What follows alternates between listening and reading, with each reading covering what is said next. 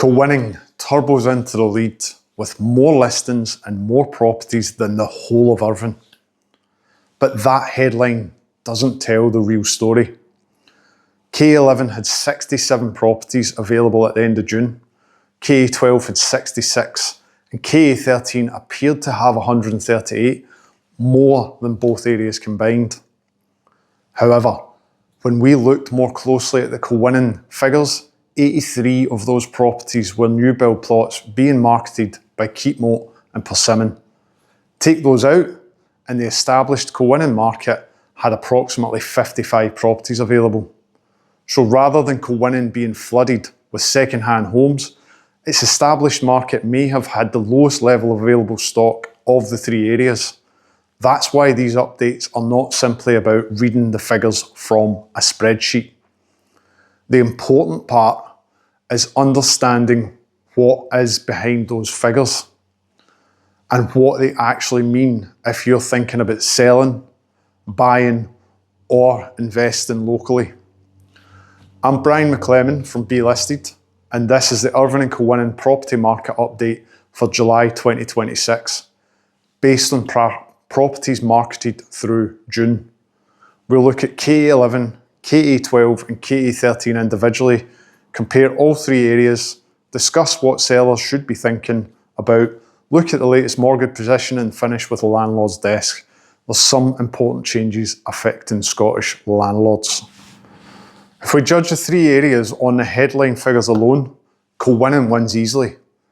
If we remove the new builds, the entire league table changes.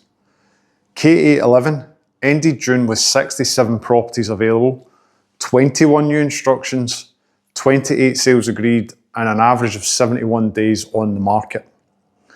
KA12 had 67 available properties, 25 new instructions, 27 sales agreed, and the fastest average selling time at 57 days. Now that's low. The headline figures for KA13 showed 138 available properties, 70 new instructions, 27 sales agreed, and an average of 67 days resting on the market. But the KA13 figures need an asterisk beside them. Keepmoat accounted for 47 of the available properties, and Persimmon accounted for 36. It's almost an entire new town worth of development on 1 month coming to the market.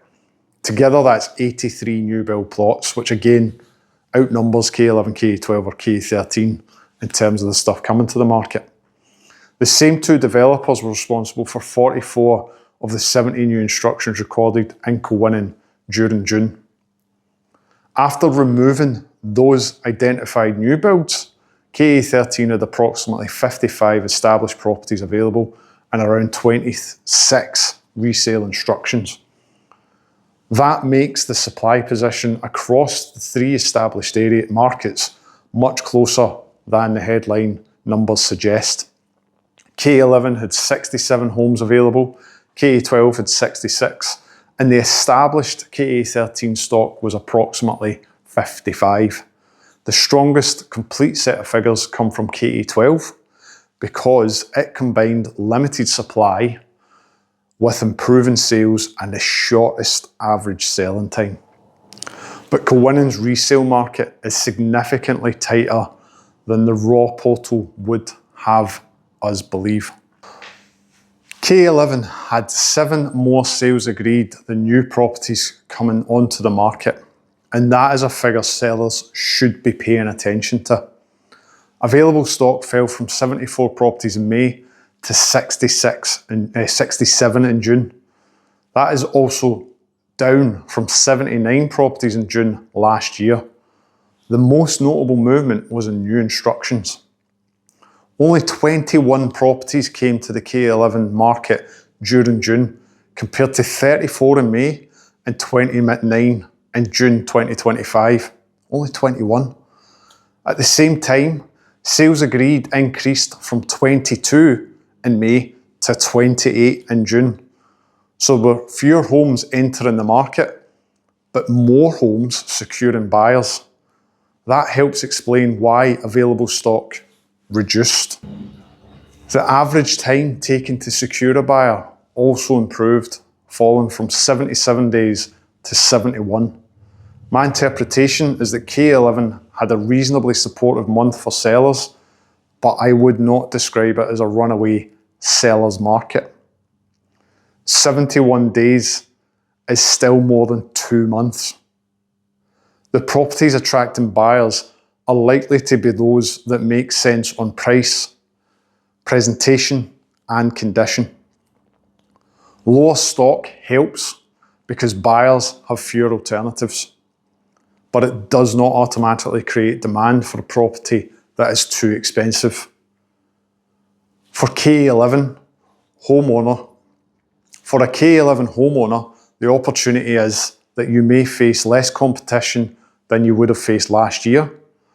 The risk is assuming that limited competition means the market will accept any asking price. It will not. So which part of Irvine was moving faster? This month the answer is clearly KA12. Available stock remained fairly steady, moving from 68 properties in May to 66 in June. But compared with June last year, available stock was down from 85 properties. That is a meaningful reduction in the amount of choice that is available right now for buyers. There were 25 new instructions and 27 sales agreed during June. Sales agreed increased from 24 in May and from only 19 in June 2025. The most striking figure was the time taken to secure a buyer. Average days on the market fell from 69 in May to 57 in June. That was also 15 days faster than in June last year. Now, 1 month's average should never be treated as a guarantee. The types of properties securing buyers can change from 1 month to the next and have a great deal of influence on that result. But when limited stock, rising sales, and faster selling times all point to the same direction, it becomes more meaningful. KA12 therefore looked like the strongest of the three areas during June based on complete figures available. For sellers, that creates an opportunity. A well-presented, correctly priced property may attract decisive interest because buyers do not currently have unlimited options or alternatives. But a stronger market should not be used as an excuse to add another £10,000 or £15,000 to an asking price without evidence. A good market launch still begins with an honest assessment of what buyers are likely to pay. Kilwinning did not suddenly get flooded with homeowners desperate to sell. The headline figure is being heavily distorted by new builds. Available stock jumped from 94 properties in May to 138 in June. New instructions more than doubled, rising from 33 to 70. Normally, those figures would suggest a substantial increase in seller competition. But when we examined the listings, Keepmoat had 47 plots and Persimmon had 38 new build plots added. That means 83 of the available 138 properties were linked to those two new build developments in the town. Keepmoat also accounted for 30 of June's new instructions and Persimmon accounted for 14. That is 44 out of a total of 70. More than half the available new instructions coming to the market were new build stock. Large developers tend to market properties differently from the owner selling an established home. Plots can be advertised several months before they're started and well before they're definitely available and completed. They may remain visible as available stock for a considerable period of time. And when a plot is reserved, it may simply become unavailable rather than moving through the portal as a conventional sale agreed. So we don't get that recorded evidence and I can't report on it. That can inflate available stock, new instruction figures, and potentially underestimate new build completion figures. After removing the identified Keepmoat and Persimmon stock, we're left with approximately 55 resale properties and 26 new instruction. That looks nothing like the resale market being flooded with homes. In fact, it suggests the established Kilwinning market had lower available stock than either KA11 or KA12. The important point for Kilwinning sellers is not to assume that they are directly competing against 138 advertised properties. You're absolutely not. Your real competition is likely to be homes of a similar type, similar size, similar condition, and similar location and price, and a lot limited than what the headline figures show. Some buyers will compare an established property with a new build, particularly if the developer offers incentives, but they may also see advantages in an established home: larger gardens, more mature surroundings, bigger rooms, more central location, or being available immediately. The lesson is to understand where your property sits within the market, rather than reacting to the headline number. The highest number is not always the best offer, and the highest valuation is not always the best selling strategy. Before homeowner worries about whether KA11 is stronger than KA12 or whether new builds are affecting KA13, the more important question is, what are you trying to achieve? Are you trying to obtain the maximum possible price, even if it takes longer? Do you need a dependable sale because you're buying another property? Are you relocating, downsizing, selling an inherited home, or dealing with a property that needs work? The correct strategy depends on that answer. A seller who has already found their next home may need certainty and momentum. A seller who is under no immediate pressure may be willing to test the upper end of the market, provided they understand the risk of losing the strongest opening interest when you launch. Your estate agent should not just give you a valuation figure. They should help you build a route from where you are to where you want to be. That includes preparing the property, selecting the launch price, presenting it properly, managing viewings, and understanding the quality of buyers' offers. And that final point matters. The buyer saying that they love the property is not the same as a buyer being able and ready to proceed. Have they spoken to their mortgage broker recently? Do they have an agreement in principle? Do they need to sell another home? Is that home already on the market, under offer, or not even been valued yet?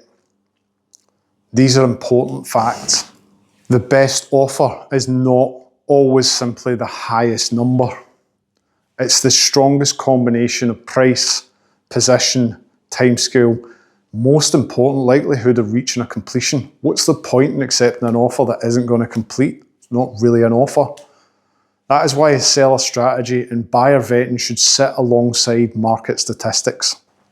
A mortgage agreement from 3 months ago may no longer tell you that a buyer can actually afford your property today. KA11 and KA12 both had fewer available properties than a year ago. Once the identified new build plots are separated, Kilwinning also appears to have a fairly limited resale market. Sales agreed increased month on month in all 3 postcode areas. That does not mean every property is selling quickly or that prices are automatically rising. But it does suggest that buyers remain very active when the right property comes to the market. The outlook for the next few months is reasonably supportive, although summer can bring more homes to the market and give buyers additional choice. The properties most likely to struggle are those launched significantly above where the comparable evidence suggests it should be, or those where the condition and presentation do not match the asking price. On mortgages, the Bank of England held bank base rate at 3.75% at its meeting ending on 17th of June. The vote was 7 members in favour of holding the rate and 2 in favour of increasing it to 4%. The next bank decision is due on 30th of July, so very soon. That split vote is worth noting. It shows that the bank rate has come down from previous peak, inflation concerns have not disappeared, and further reductions are not guaranteed. There's talk of putting them up again. The latest published Bank of England figures showed that inflation is at 2.8%. That's still above the 2% target that's been set. Mortgage pricing has been moving independently as lenders respond to wholesale funding costs, competition, and expectations about future interest rates.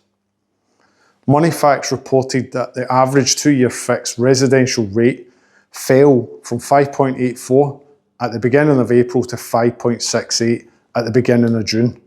The average 5-year fix fell from 5.75 to 5.63 over the same period.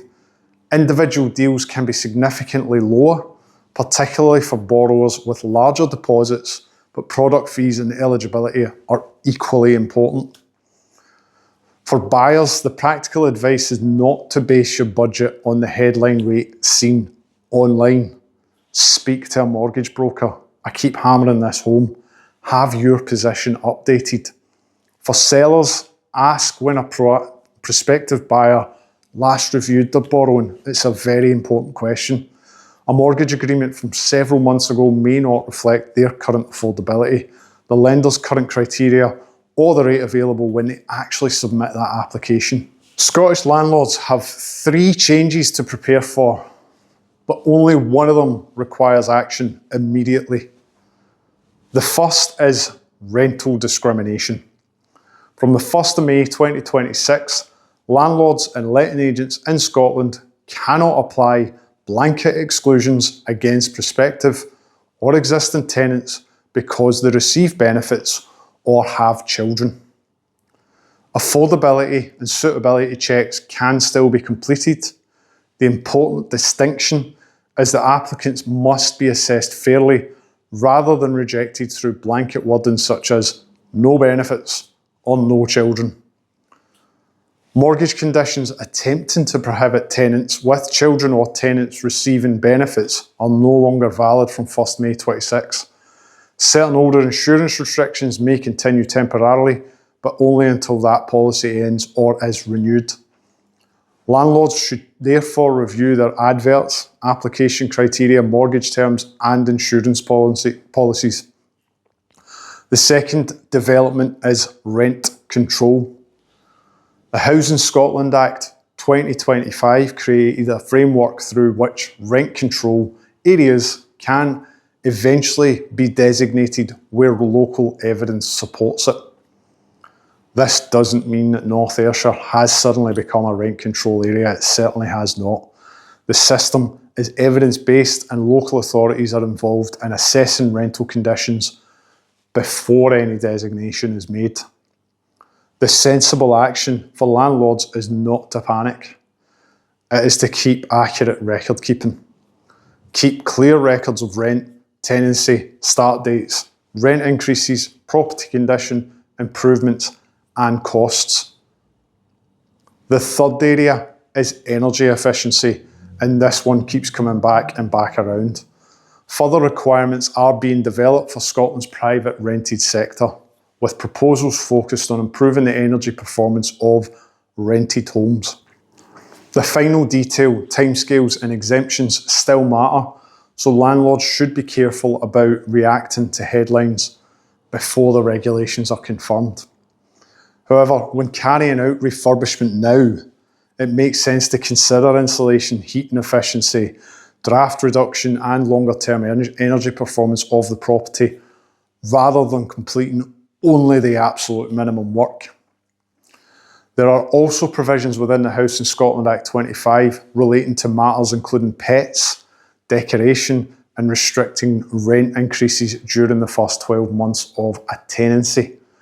However, commencement dates have not yet been set for every measure, including the first year's rent increase restriction.